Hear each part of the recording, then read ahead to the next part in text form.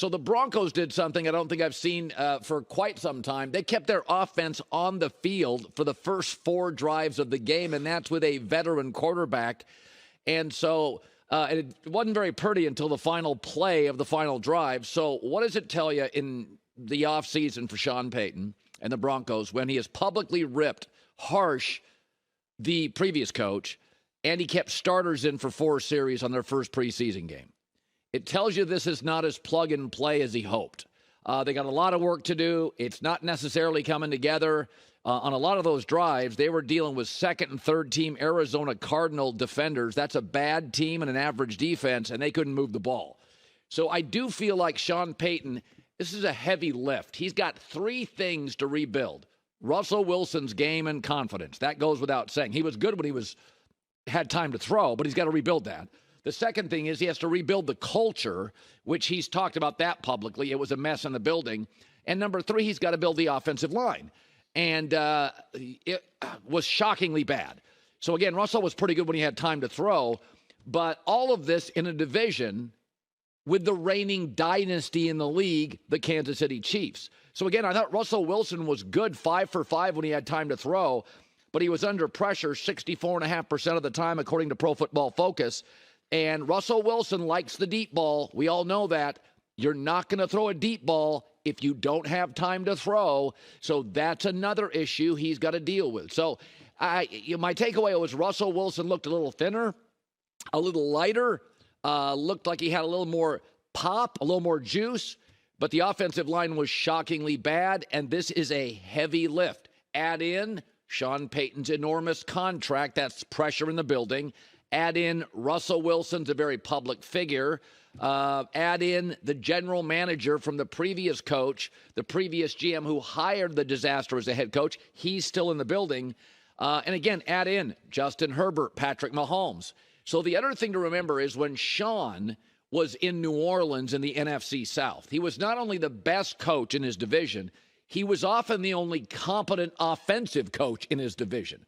So if Sean came up with a clever game plan with Teddy Bridgewater, Taysom Hill, Drew Brees, Jameis Winston, he was winning 75% of his games. One year he went 5-0 with Bridgewater in the middle of a season as a backup. In this division, he could have the most clever, thoughtful, unique game plan and get outfoxed by Andy Reid, who's in his division twice a year. So this is a big lift for Sean Payton. They're not there yet. It's pretty obvious when you keep the offense in, veteran quarterback for 4 series, and you don't really light it up until the last play of the last series. This is not plug and play. It's a lot of stuff to rebuild and fix. Sean's certainly capable of being it, but the AFC's tough. The division has a dynasty. The O-line's a bit of a mess. All right, so that was the offense that I think a lot of us wanted to watch, at least me. Wanted to watch it. Thought Russell was good when he had time. Thought the O-line was a mess.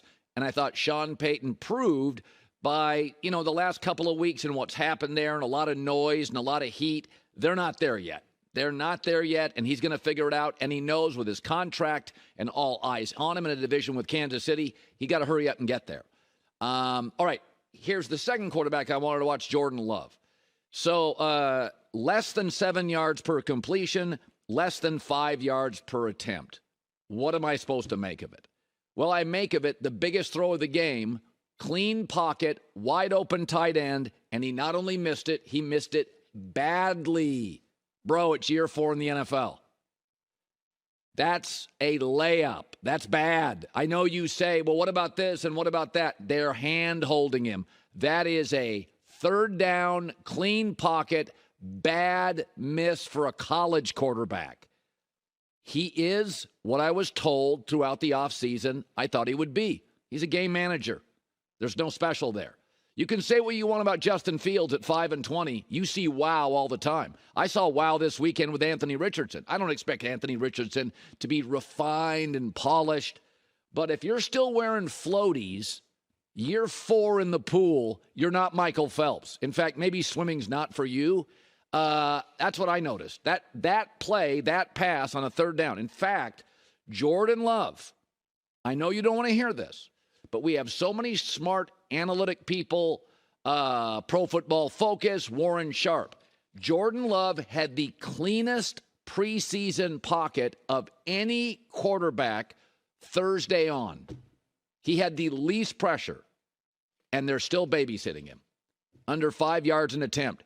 You cannot miss open throws.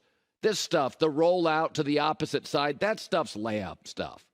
It's going to come down, and I've said this before, I don't need you to be great on every play. But those third downs, clean pocket, those are layups for quarterbacks in the NFL. Those are layups. Thrown to the back of the end zone. Well, I mean, so you overthrow it. You can't underthrow it. That's not a special throw. That's an NFL franchise quarterback throw. So you start looking at the yards. Kenny Pickett, year 2, and that O-line is not as good as the Packers. And that's a defensive coach, Mike Tomlin. Kenny Pickett averaged 10 yards per attempt. Jordan Love under 5 with an offensive coach. Year 4 in the system. Better O-line. It tells me they're coddling and hand-holding. I know what you're saying. Colin, how can you judge him on that? It's year 4. I'm going to judge him on a clean pocket, wide open tight end, miss him badly on a third down. He had the cleanest pocket. This Packers situation is built to succeed. Matt LaFleur's system is good for quarterbacks. Good O-line. Star backs. Talented receivers, though young. Musgrave's a brilliant young athletic tight end. Safe system. Quarterbacks succeed with LaFleur. They succeed in Green Bay, and a large part of it is they've always got protection. He had the cleanest pocket of the weekend, and it's still 5 yards an attempt. What do you want me to do with it? I mean, I watched Indianapolis and Anthony Richardson, and that kid is really raw, but they kind of let him do him stuff. Now. He had a terrible interception. Okay, it's year 1. It's preseason 1. I'm almost expecting you're going to be a bit of a mess, right? Anytime, when you have young kids in the house, they spill stuff. Like, I get it. But year 4, push, challenge. I just don't see it with Green Bay. They're not challenging him. This is just safe stuff. And I think basically they're telling you what they have.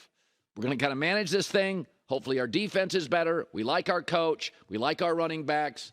And it's going to be a very safe offense. Now, here's the thing. The division's better. Kirk Cousins going to give you 25 a Sunday. Justin Fields now, who looked pretty good, has got weapons. We know Detroit's got a good offense. So the game manager would work if you had San Francisco's defense or Cincinnati's defense or Pittsburgh's defense. Then you can do a lot of this game managing stuff.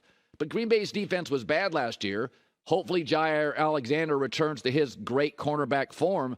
But this division, Chicago, Detroit are going to be better offensively, and Minnesota with Kirk Cousins and their offensive head coach is going to be at least very good. Top 10, 12 in the NFL. So I just don't think game manager is good enough. Hi, everybody. Thanks for watching. Subscribe here to get the latest from the show. Also, be sure to check out more of the best clips from The Herd or go watch a few segments from other shows on FS1.